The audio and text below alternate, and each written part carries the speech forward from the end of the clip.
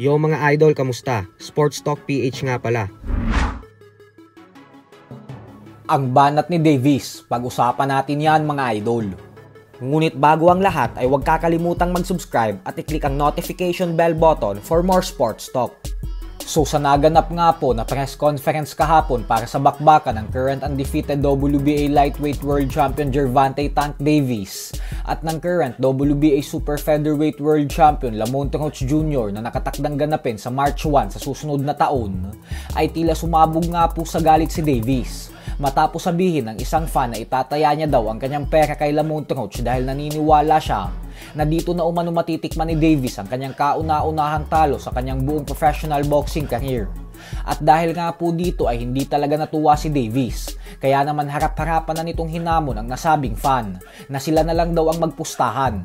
Pumayag naman ang fan at nagkasundo sila sa $100,000 o napusta o mahigit 5 milyong piso. Isang patunay lamang po ito na sobrang kumpiyansa talaga si Davies na hindi siya matatalo sa kamay ni Roach sa gabi ng kanilang sagupaan. Who said that? You said what?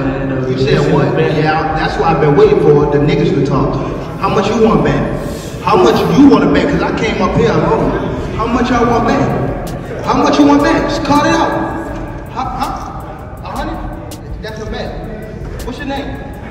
Al, where you from? Alright, bet. Yeah, cuz. So you ain't feeling better now. So you feeling better, y'all. Yeah. Somebody that got him on his bed. He wasn't gonna say no number with no king.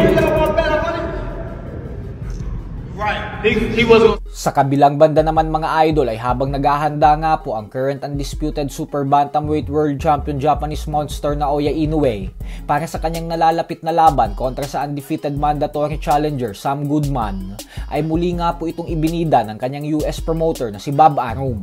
Ito po ay matapos sabihin ni Arum na sa mahigit 5 dekada niya umano sa mundo ng boxing ay wala na daw siyang nakikita pa na masihigit sa binansagang halimaw ng Japan. Para sa kanya umano ay si Inoue na talaga ang pinakamahusay na boksingero na nakita niya sa buong buhay niya. Mas magaling pa daw ito kaysa sa mga bigating fighters na nahawakan niya sa nakaraan, kagaya sa heavyweight legend Muhammad Ali, 8th Division World Champion Manny Pacquiao, at maging sa former pound-for-pound king Vasily Lomachenko. Ika nga ni Arum ay para sa kanya umano ay si Inoue daw talaga ang tunay na GOAT ng boxing.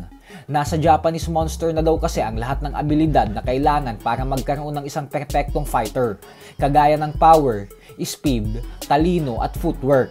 Bukod dyan ay yung depensa. Kumbaga ay complete package na umano si Inoue, kaya naman wala ka na daw hahanapin pa. So hanggang dito na lang po muna tayo mga idol.